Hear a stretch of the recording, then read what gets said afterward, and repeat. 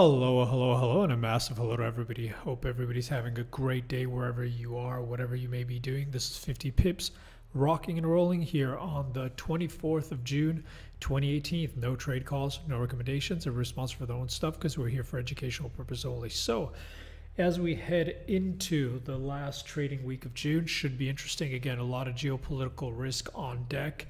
We'll have to see how the markets open after the, China news over the weekend. Again, should be interesting. Let's see what we get. Our base case, just following on from what we've been discussing, is really that if you look at world markets, but especially if you look at the Shanghai comp, basically we've seen a lot of heavy action, right? A lot of heavy action, basically down about at a certain point 20% this year.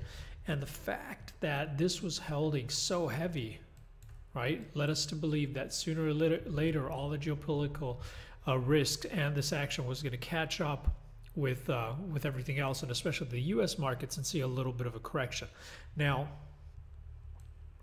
the final straw came when we broke and held below the 3,000, which is a psychological mark which markets held for an awfully long time. So as long as they hold this below the 3,000, things stay very, very heavy and potentially downside acceleration, with potential downside acceleration across the board. Now, the other thing we said was basically that this divergence that we were seeing on FANG, FANG Plus or FANG and Russell versus other indices, but especially the way the Dow was behaving and the ES, was not something that could continue forever. And we expected that once the squeeze was done, especially on the FANG and on the Russell, things would come back into line, right? Well, either ES and Dow had to catch up, or Russell and the Nasdaq had to catch up with ES and Dow, especially the Dow, and seeing the way the world's markets were trading, seeing the geopolitical risk, et cetera, et cetera, et cetera. Our base case was that it was going to be to the downside. So now there's a good chance to see a decent and healthy correction come into play. You see that basically FANG gap up, new high, then 2 days holding heavy. You see fairly interesting action if you look at something like Apple too. The fact that we broke up here and couldn't hold this and came all the way back down puts it back into sideways to heavy territory. If we get daily closes below the 183, we would not be surprised to see a potential move back all the way into the 170, which is a fairly decent correction from here, right? And if you look at something like Amazon, also is very interesting, because you see we had this high, held here, ripped higher, gap up, new high, then bam, those two negative closes. We can keep on holding below here, then there's room to correct to the downside. So that's the most interesting development in terms of the equity markets and what we've been focused on. And if we, again, don't want to go through all of them just to keep the video tight. And if we look at the NASDAQ, which is what we've been focusing on here, what we would just say going into the week, our roadmap hasn't really changed, right? And what that says is that as long as we hold above these previous highs, 72.22s, chances are this could continue to squeeze in an ugly manner.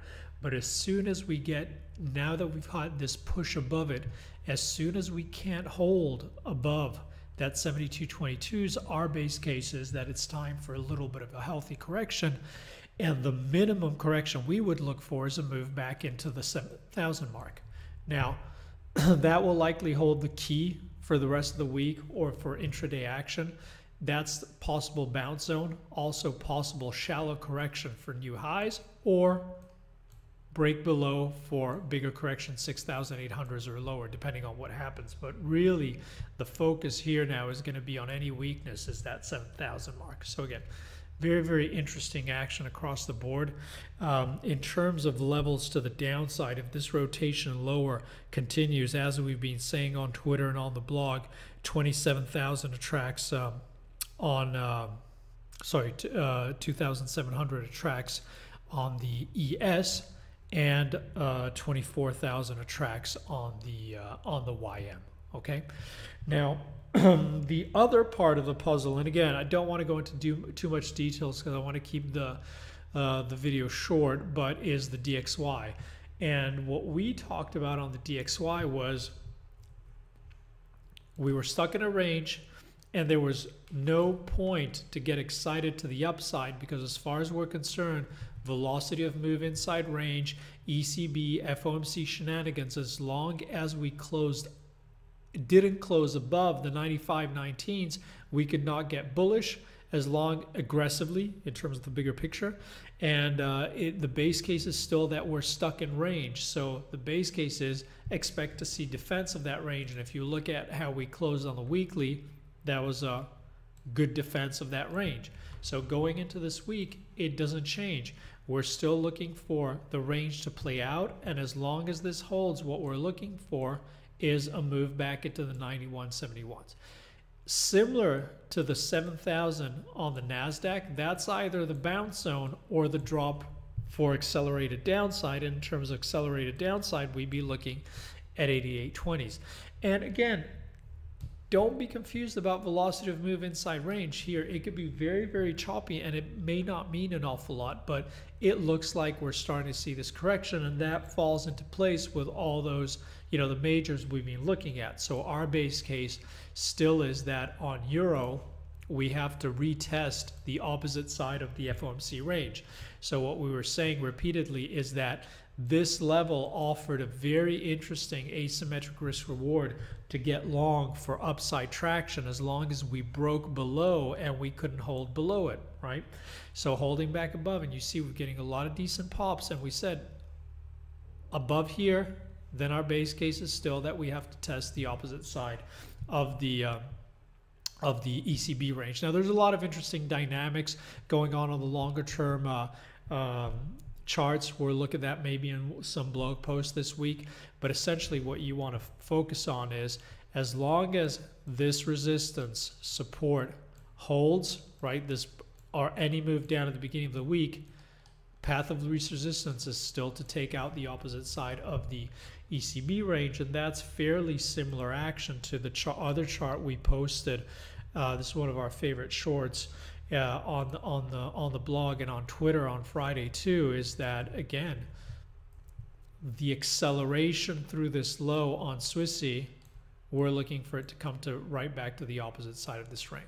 Right, so a lot of choppy action, very, very nice asymmetric risk reward here, a lot more defined for a move back lower, comes back, tries to hold at this previous pivotal level, breaks below, the sellers are holding it, and you see stair step coming back down, path of least resistance. Our base case is that it's going all the way back to the opposite side of this range. Does it have to happen? No. Have we been wrong before? Sure, but that's what it's looking at for the time being. And on yen, let's just look at one in terms of a bigger picture. Let's get on a weekly on yen.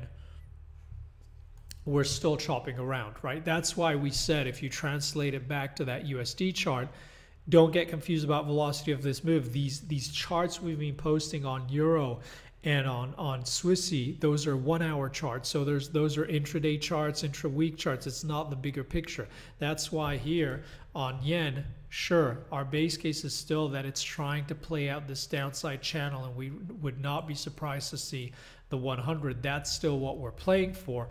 But shorter term, the 0950 is the pivotal mark for repeated tests to the upside or a little bit of acceleration to the downside. Now, in the similar way as if we go back to the middle of that range on the DXY chart, is it the end of the world for that chart? No, it's the same way as if we break below the 109.50s on yen, is it the end of the world? No, because the mid-range is coming in at 107.50. So it's a very choppy area, very congested area, but they're interesting zones, okay?